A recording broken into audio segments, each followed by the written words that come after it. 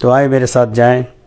ہم دیکھتے ہیں کہ کچھ لوگ ہیں صبح سویرے اٹھتے ہیں تو پہلا کام یہ کرتے ہیں کہ وضو کرتے ہیں، پھر نماز پڑھتے ہیں، پھر بیٹھ کر تلاوت کرتے ہیں، تلاوت کے بعد پھر اٹھ کے ناشتہ کرتے ہیں، پھر کپڑے بدلتے ہیں، پھر بیٹھ کر قرآن پڑھتے ہیں، حدیث پڑھتے ہیں، فقہ پڑھتے ہیں، تفسیر پڑھتے ہیں، اصول حدیث پڑھتے ہیں، ظہر تک اس میں لگے رہتے ہیں. پھر اٹھتے ہیں، وضو کر کے نماز پڑھتے ہیں، کھانا کھاتے ہیں، کبھی کھانا نماز سے پہلے کبھی نماز کے بعد. اس کے بعد پھر بیٹھ جاتے ہیں پڑھنے، قرآن پڑھتے ہیں، حدیث پڑھتے ہیں، فقہ پڑھتے ہیں، تفسیر پڑھتے ہیں. عصر کا وقت ہو جاتا ہے، اٹھ کر نماز پڑھتے ہیں، پھر کچھ کھیلتے کودتے ہیں، پھر آتے ہیں واپس مسجد میں بیٹھ جاتے ہیں، تلاوت کرتے ہیں، پھر نماز پڑھتے ہیں، نماز کے بعد پھر بیٹھ جاتے ہیں، قرآن پڑھتے ہیں، حدیث پڑھتے ہیں، پھر کھانا کھاتے ہیں، عشاء کی نماز کا وقت ہو جاتا ہے، عشاء کی نماز پڑھتے ہیں، پھر بیٹھ کر پھر سارا سال یہ کرتے ہیں. قسم خدا کی اگر یہ اللہ کے ولی نہیں ہے تو روئی زمین پر اللہ کا کوئی اور ولی ہے ہی نہیں. یہ آپ کی دنیا تو نہیں ہے، بولے نا، کہہ دیں الحمدللہ. اسی لیے یہ فرحاں و شادان ہے.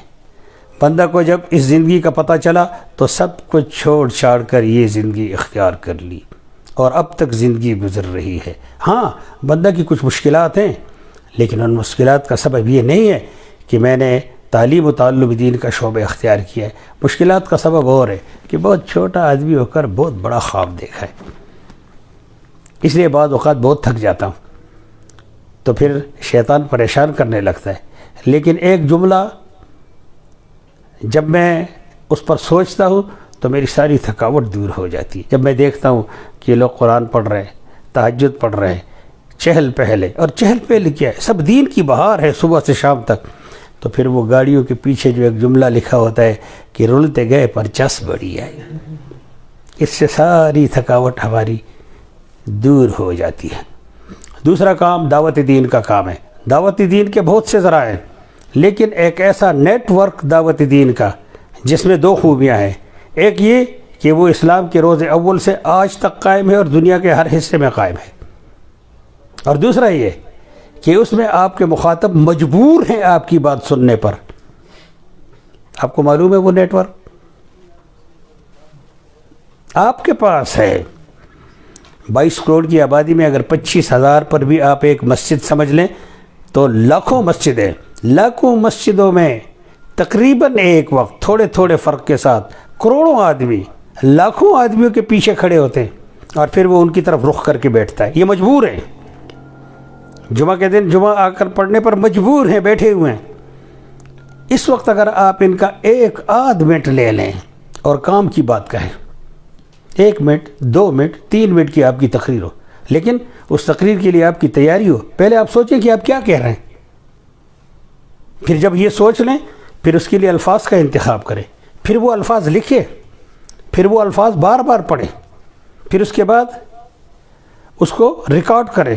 اب آپ کے پاس ٹیلی فون ہے، پھر اس میں اسے بار بار سنیں. اس طرح سے 1 منٹ 2 منٹ کی تقریر کریں. پھر آپ جو بات کہیں گے وہ آپ کے دل سے نکلے گی اور دل کے دروازے پر دستک دے گی اور سیدھی جا کر بیٹھ جائے گی. اپنی روزانہ کی تقریر میں چند باتوں کا خیال رکھیں.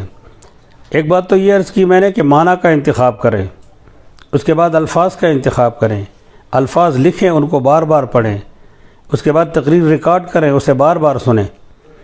اور تقریر کے وقت کے سلسلے میں یہ عرض ہے کہ آپ ہر نماز میں تقریر نہ کریں، کسی ایک نماز کے بعد وقت مقرر کریں، وہ وقت جس میں لوگوں کے عام معمولات کا کم سے کم حرج ہو، اور وقت کی پابندی کریں.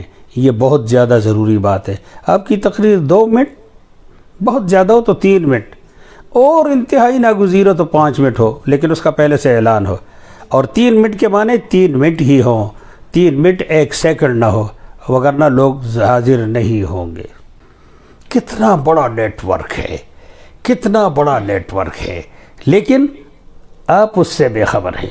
مدرسہ، مسجد، مصلی، ممبر اور محراب کی قیمت کو پہچانیں. بندہ کو جب سے اس قیمت کا پتہ چلے اس کے ساتھ جڑ کر چپک کر بیٹھ گیا. Follow my example my since, follow my example, follow my example. آپ کی دنیا بھی جنت بن جائے گی اور آخرت میں یقیناً آپ کو جنت ملے گی.